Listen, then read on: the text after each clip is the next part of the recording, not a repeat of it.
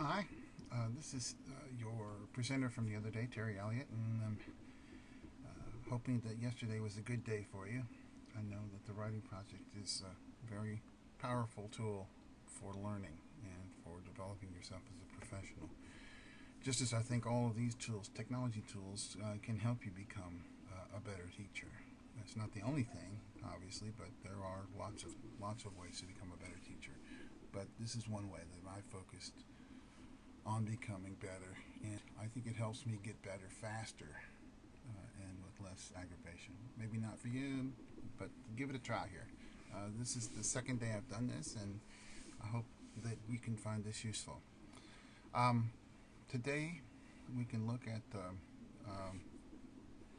that we have on the right hand side. We have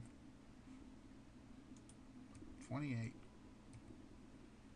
inbox links. These are just ones that I've pulled in there for my reading, and so I thought maybe what we could do today is we could go to the daily links, and let's pause for a second.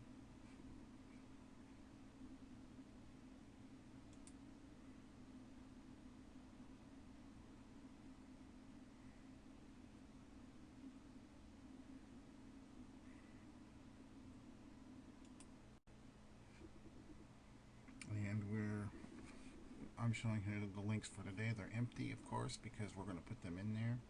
And what I'm going to do is I'm going to go through some of these and take a look at them, talk about them a little bit. This link right here is a pretty good tool for curating. Only in this case, what you can do is you can create playlists from various video sources. This might be really great for students. Take a look at it. Um, this one right here is a great example of how to curate information about a particular topic.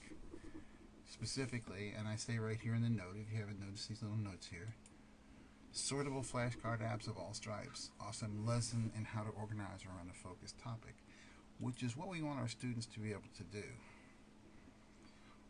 This right here, Commonwealth of Learning and Knowledge Services, it is an amazing way to get free resources for students and teachers on the net. Everything from textbooks to lesson plans.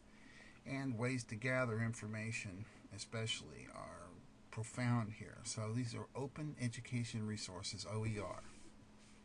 And what you're looking for there are free, reproducible, as some people call them, learning objects. Something very specific and fun is Jeopardy. Kids like Jeopardy. Some kids do. They can be convinced that it's fun. With this,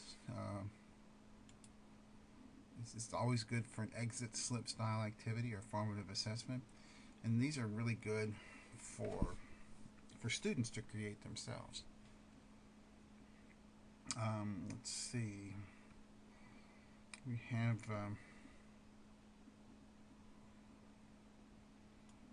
here's a link to a video that I did, and teaches you how to close read political cartoons, and I think it's a nice adjunct for close reading in general.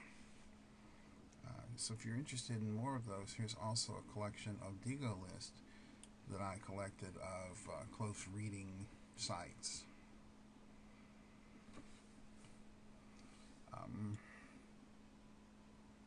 Over here, we've got New Web 2.0 Tools for Education, which is a Scoop-It site. Very handy. This is a whole lesson in back channel. You know, it's what the kids are doing anyway with the cell phones in their pockets. They're commenting on the world around them. So why not teach them how to do it properly?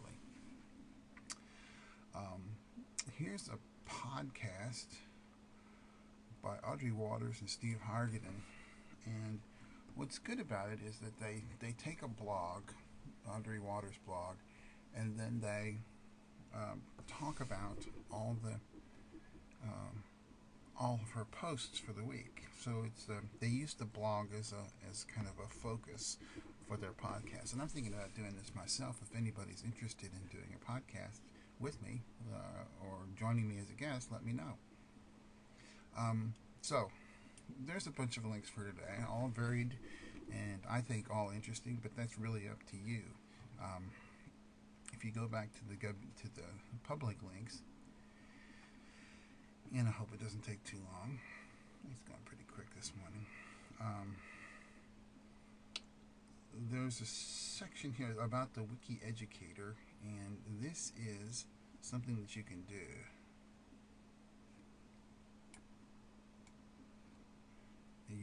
It's stuff to do involving open education resources, and I think it's going to be pretty good. I think it starts next week, so that's something worth looking at. Let's see.